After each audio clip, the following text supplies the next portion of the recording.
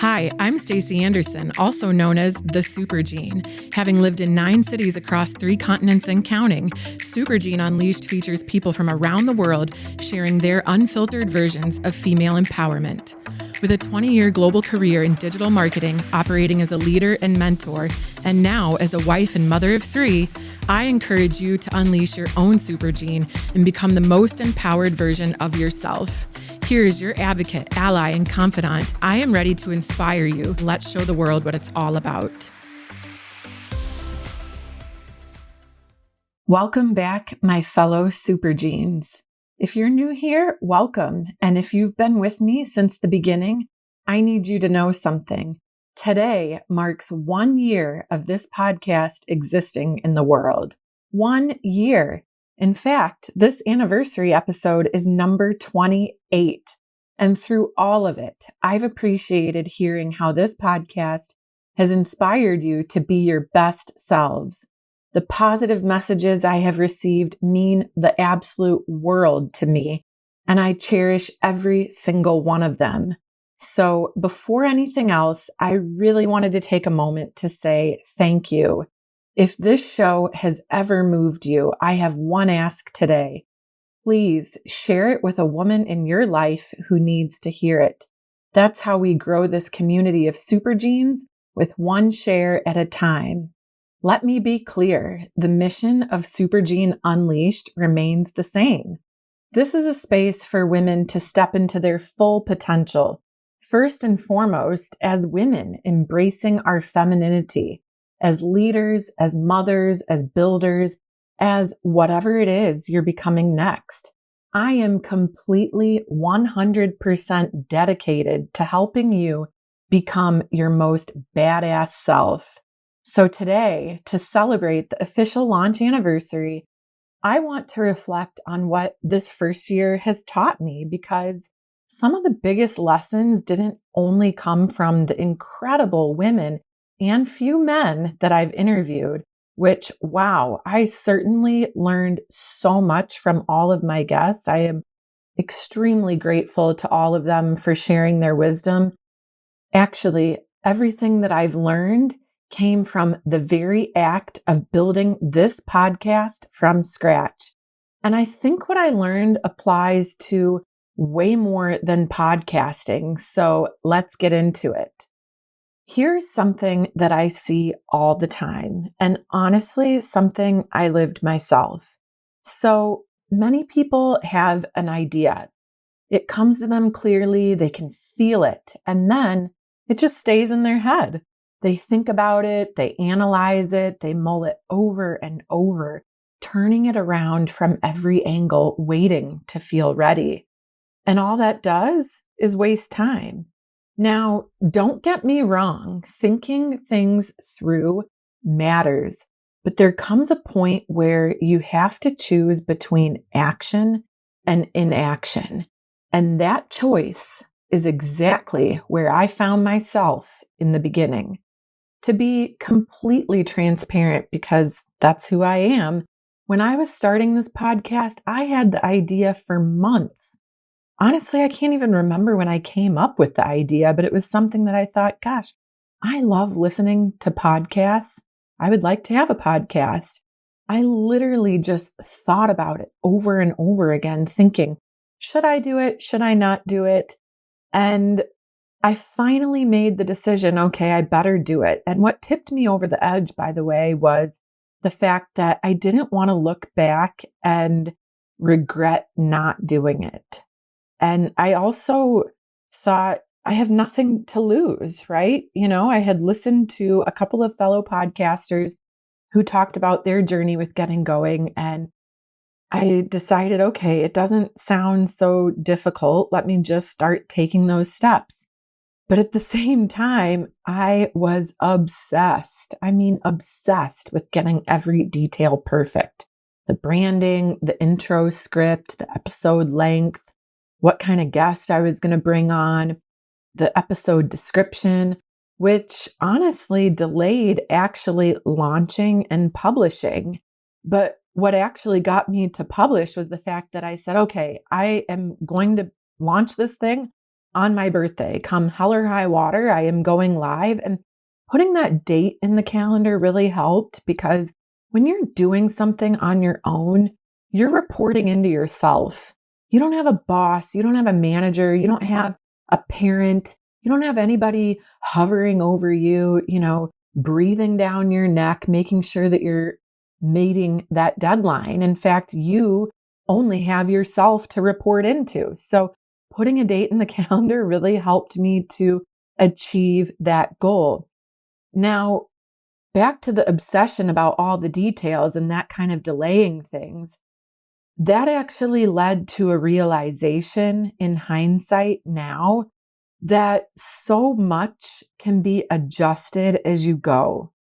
So if you're thinking about starting a business or any kind of an endeavor, I wouldn't let the nitpicky things of perfection hold you back because you can modify and tweak as you go because you're going to learn so much.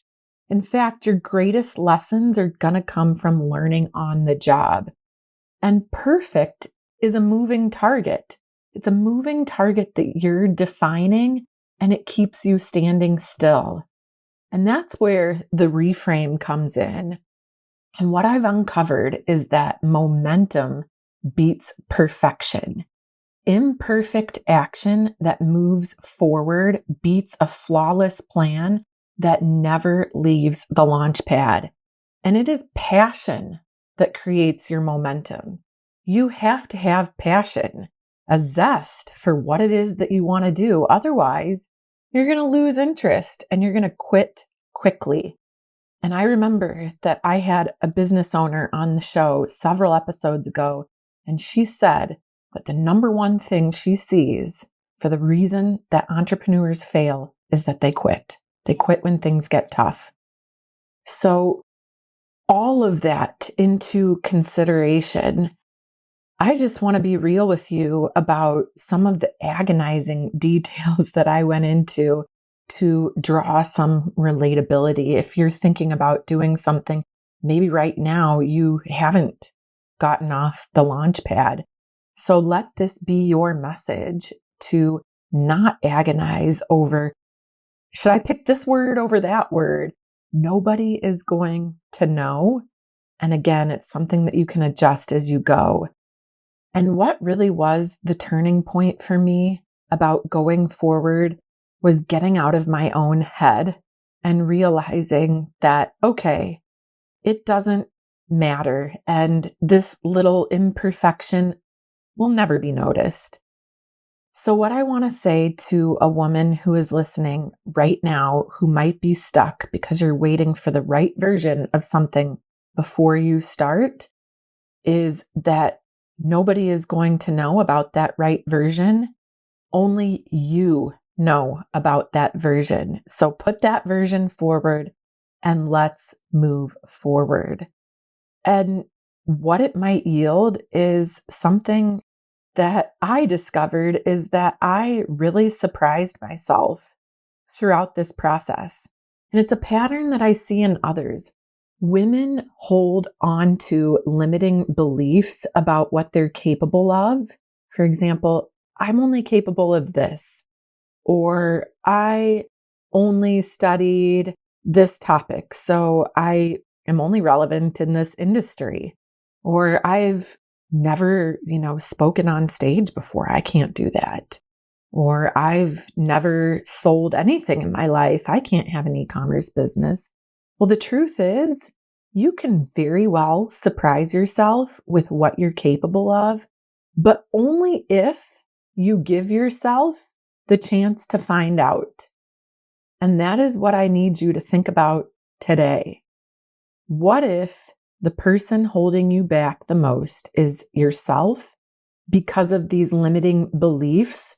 And as you get going, you might completely uncover, wow, actually, I'm really good at public speaking, or wow, I really know how to express myself and write a book, or I do have a technical skill set and I'm able to teach other people how to use this particular technology in their everyday life.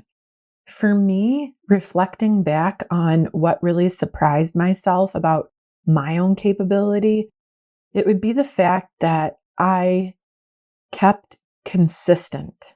I was consistent no matter what with the commitment that I made to release an episode bi-weekly. And that surprised myself because of what I was going through at the same time. I built this podcast while I was pregnant with twins. Most of you know that by now. And then I kept it running while having newborn twins. And now the twins are basically 11 months old. And so it's just a lot to do when you have almost no time. So I surprised myself that I didn't let any of the excuses succumb me. Again, that's the point that I was trying to make about you're reporting into yourself.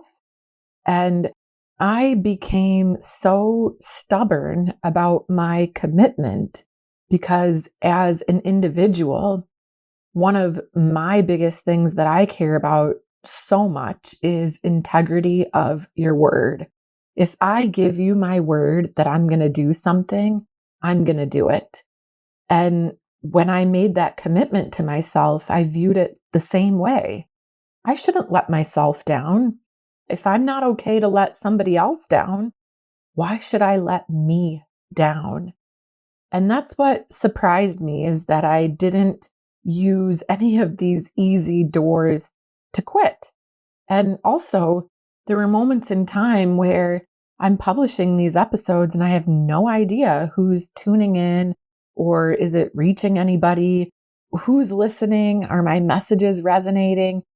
And then over time, I started receiving messages. Like I mentioned at the beginning, I started receiving feedback from people, and some people that I knew, some people that were complete strangers, that told me what I was saying, and the guests that I was bringing on, and even the solo episodes were really striking a chord. And that gave me momentum. These messages and this positive feedback gave me momentum to keep going and to not get in my own head and stop. Because believe me, there are moments, even once you start whatever project it is, even if you've negated your limiting beliefs and you've launched, those limiting beliefs are going to come back and they're going to pick. They're going to try to infiltrate your mind and see if they can knock you off your rocker. And so that's where I had to make a conscious choice to not let it do that. And those positive messages were reinforcement that what I was doing was stepping in the right direction, regardless of the fact that it's not like I am Alex Cooper, and making millions of dollars podcasting. I am feeling fulfilled though, because I am excited about this. I feel very passionate about empowering individuals to be their very best selves. I feel happy when I'm able to have a guest on the show who can enlighten us about something. For instance, I had a guest on to talk about infertility, and I was so happy to share her message with the world, because I think that so many women go through struggles in that particular part of their life. So believe me, even if you're able to scratch out the limiting beliefs, they will try you, they will test you. And that's where you got to reboot your passion, and you got to use that to ignite you and keep that momentum pushing forward. And when I think about a little bit further, some of the limiting narratives, because I want to be specific, I want to make this relatable for you. For instance, one that I hear often is, I'm too old for this. No, you're not. So many people who are successful became successful in their 50s, even in their 60s. So I don't buy that as an excuse. That is your mind trying to talk you out of doing something and trying to give you a rational, maybe just an excuse, really. to not go forward. Another one that I hear often, and I said it to myself actually, is it's already been done before. Well, why should I start this podcast? There's so many podcasts out there. Why should I put this out there? There are other people with self-help podcasts, wellness podcasts, female empowerment. Someone else already did it better.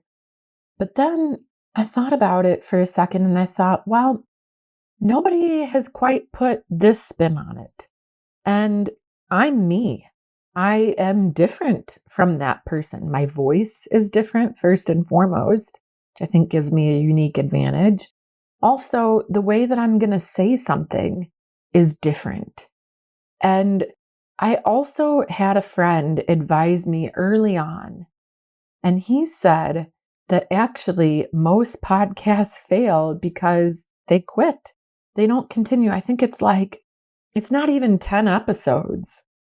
90 something podcasts never make it past 10 episodes. But he said something more important. He said, draw a contract with yourself about how many episodes you're going to put out and make good on that contract. And that's exactly what I did. And that's why I'm so excited about today. And I wanted to celebrate this milestone of 1 year of my podcast being live because I committed to doing 1 year. And this advice was just paramount for me because I also thought about it a little bit more deeply. And I also heard someone say this, that there's 8 billion people on this planet? You will not resonate with everyone, and that's fine. And even if something has been done before, it hasn't been done by me or you. And that's what you need to think about. You need to think about, you know what? You're not going to catch everybody, but you will catch some people. You will attract some people to buy your product. You will attract some people to read your book. You will attract some people to go with your coaching program, whatever it may be.